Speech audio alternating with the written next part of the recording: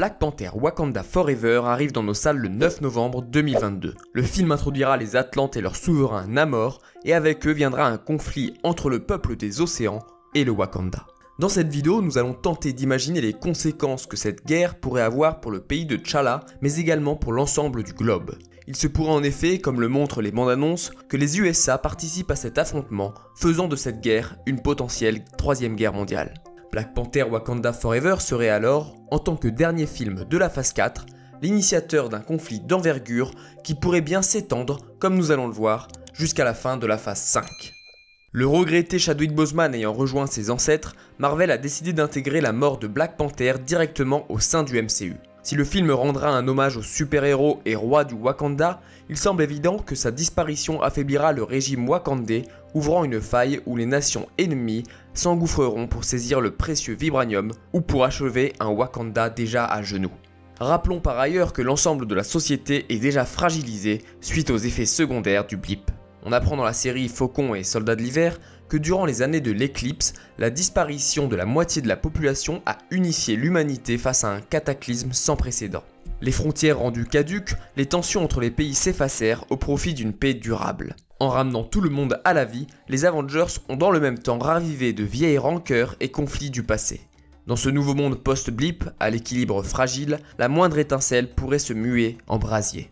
Dans ce contexte inflammable, la mort de Black Panther marquera certainement un tournant mondial et peut devenir cette étincelle qui embrasera le monde.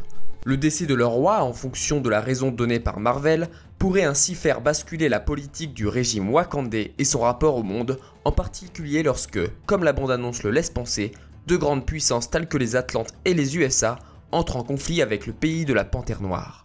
Le Wakanda pourrait se couper progressivement d'un monde qui lui fait la guerre, se repliant sur lui-même, tentant de se protéger des fauves qui rôdent aux abords de ses frontières. Ce conflit mondial pourrait permettre d'introduire, dès Black Panther Wakanda Forever, des éléments et protagonistes qui auraient un rôle crucial pour la suite du MCU. On peut citer Fatalis et Saladveri, souvent en lien avec les intrigues géopolitiques de l'univers Marvel, dans lesquelles ils cherchent toujours à tirer profit. Il pourrait par exemple tenter de récupérer du vibranium pour constituer ses Fatalibots. On peut citer également des groupes secrets, plus ou moins proches de gouvernements comme Valentina, qui travaillent certainement dans l'ombre pour rétablir l'ordre dans ce chaos mondial post-blip. Il n'est d'ailleurs pas anodin que le prochain Captain America, avant-dernier film de la phase 5, se nomme Nouvel Ordre Mondial.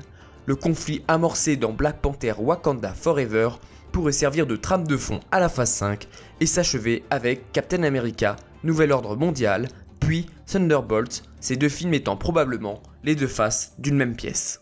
En reprenant le calendrier de la phase 5 et dans ce contexte de conflit mondial, on peut déjà extraire les contours qui pourraient définir la suite du MCU. Trois intrigues de fond semblent se dessiner.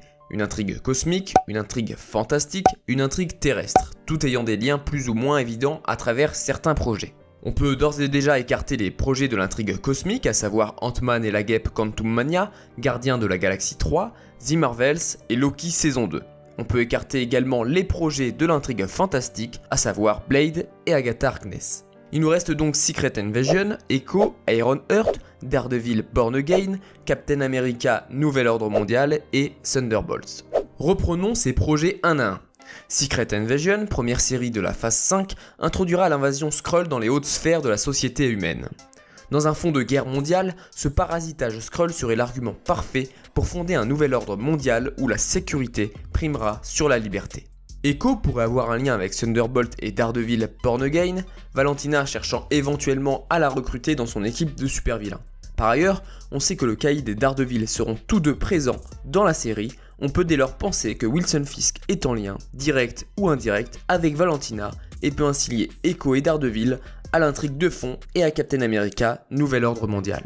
Ironheart, en lien direct avec Black Panther, pourrait être lié de loin à l'organisation de Valentina, cette dernière lorgnant sur la jeune pépite montante et son précieux savoir-faire. Cette série peut également faire un pont avec l'intrigue fantastique étant donné que Riri Williams cherchera a priori à lier magie et technologie.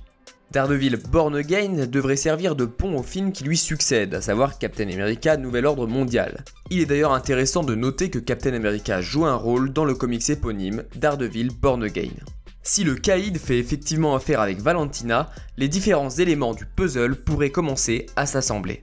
Vient enfin Captain America et Thunderbolts, ces deux films étant séparés d'un peu plus de 2 mois, Thunderbolts pourrait être la suite directe de Captain America 4 à la façon d'Endgame et d'Infinity War. On aurait donc la première partie avec Captain America 4 qui se terminera sur la victoire de Valentina face à Sam Wilson et peut-être Nick Fury, installant un nouvel ordre mondial basé sur la sécurité. Bucky, convaincu du bienfait de ce nouvel ordre, rejoindrait l'équipe de Valentina aux côtés de John Walker. La deuxième partie opposerait les Thunderbolts à l'équipe de Sam Wilson pour combattre cette nouvelle dictature mondiale.